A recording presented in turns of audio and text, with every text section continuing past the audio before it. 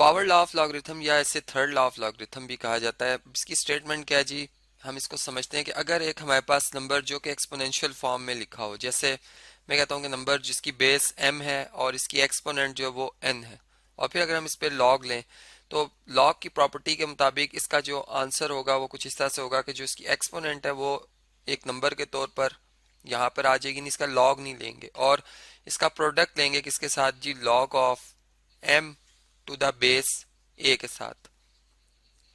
तो बेसिकली यही प्रॉपर्टी जो ये पावर लॉ ऑफ लॉगरिथम कहलाती है। अब हम इसको समझते हैं पहले नंबर्स के साथ और फिर इसका प्रूफ करेंगे। यानी फर्स्ट करें, मैं ये कहता हूँ कि अगर मेरे पास हम ये बात जानते हैं कि 10 का स्क्वायर जो है वो किसके इक्वल है जी, 100 के इक्वल है। यानी 10 को 10 से मल्टीप्लाई करेंगे तो 100 आता है। और इसकी अगर लॉगरिथमिक फॉर्म लिखी जाए इसी नंबर की तो हम यूँ कहते हैं कि वो कौन सा नंबर था जी, ठीक है। यानी जिसकी बेस 10 थी और इसकी एक्सपोनेंट क्या रखी गई थी कि इसका आंसर 100 आया था। तो हम जो एक्सपोनेंट है वो यहाँ पे लिखते हैं जो 2 है, ठीक है। और इसी तरह से जब हम यहाँ पे बात करते हैं तो यहाँ पे मैं कहता हूँ चलें एक नंबर हम और सिलेक्ट करते हैं, हम लिखते हैं 10 की पावर 3, जो किसके इक्वल हो जाएगा जी, 1000 के इक्वल हो जाएगा। यानी 10 को आपस में 3 दफा मल्टीप्लाई करें तो 1000 आता है। और इसकी अगर एक्सपोनेंशियल फॉर्म से इसको लॉगरिथमिक फॉर्म में लिखा जाए तो ये बनेगा log of 1000 to the base या विद बेस 10 और इक्वल टू 3, जो कि एक्सपोनेंट थी यहाँ पे आ गई। अब इस लॉ के मुताबिक जो कि प्रॉपर्टी है इसकी थर्ड लॉ या पावर लॉ ऑफ लॉगरिथम के मुताबिक हम यूँ कहेंगे कि अगर नंबर जो है जो कि इस तरह से हमारे पास है जी m पावर n, ठीक है। यानी m पावर n में यूं कहता हूं कि फर्ज करें मैं कहता हूँ 10 और इसकी पावर है 5, ठीक है, और विद बेस 10 ही रखते हैं हम। तो इस प्रॉपर्टी के मुताबिक इसका जवाब जो आएगा वो क्या आएगा जी, 5, यानी 5 इंटू लॉग ऑफ, यानी जो एक्सपोनेंट है जो पावर है शुरू में आ जाएगी जो कि 5 है, और log of 10 to the base 10 आ जाएगी। और अब हमने ये देखना है क्या इसकी लेफ्ट साइड और क्या राइट साइड आपस में बराबर है या इनमें कोई फर्क है। तो अब इसको भी हमने सॉल्व करना है। इसको हम इस तरह से करते हैं कि हम इस नंबर को लिखते हैं 10 पावर 5 को अगर हम ब्रेक करके लिखें तो हम इसे लिख सकते हैं 2+3, ठीक है। 2+3 5 ही बनता है। और यहाँ पर ये बात हम जानते हैं कि जो जिस नंबर का लॉग लिया जा रहा है और वे विद सेम बेस वही बेस हो तो इसका आंसर हमेशा 1 के इक्वल होता है। एक जनरल रिजल्ट हमने प्रूव किया हुआ था कि log of a to the base a equal to 1 होता है। चूंकि इसकी एक्सपोनेंशियल फॉर्म जो है वो बनती है a पावर 1 इक्वल टू है, जो कि ट्रू है।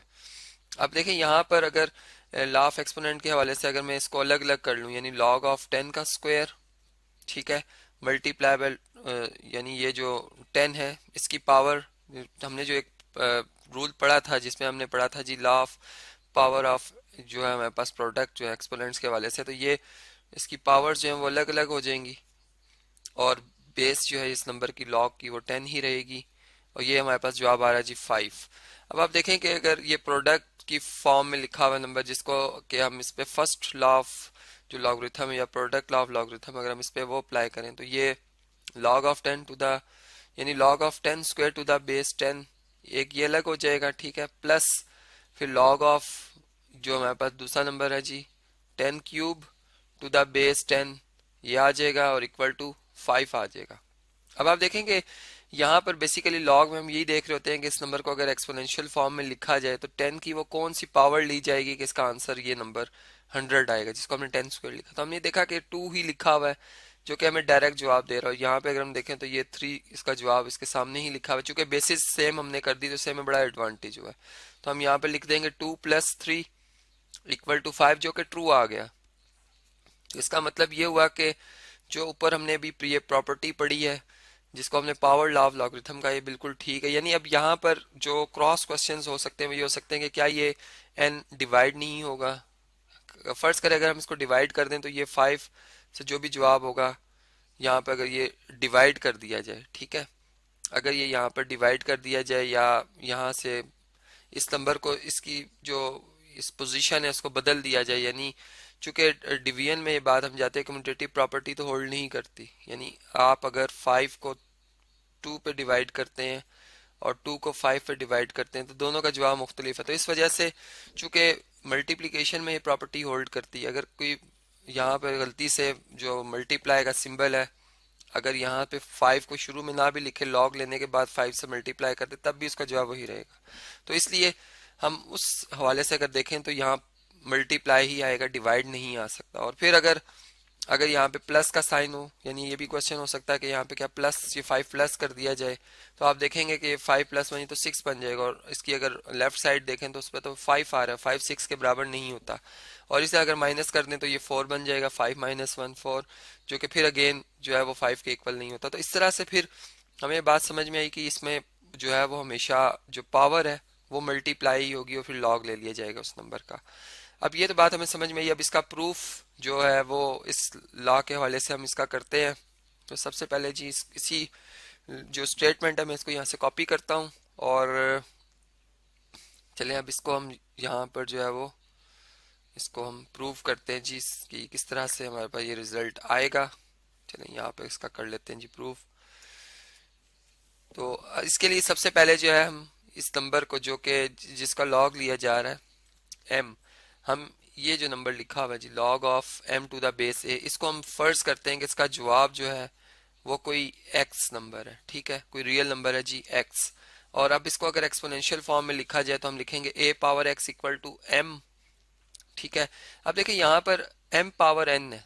अब यहाँ पर m है सिंपल, तो अगर मैं दोनों तरफ पावर्स ले लूँ, यानी इधर भी पावर n ले लूँ और यहाँ भी पावर n ले लूँ, जो कि इक्वालिटी भी बरकरार रखेगी।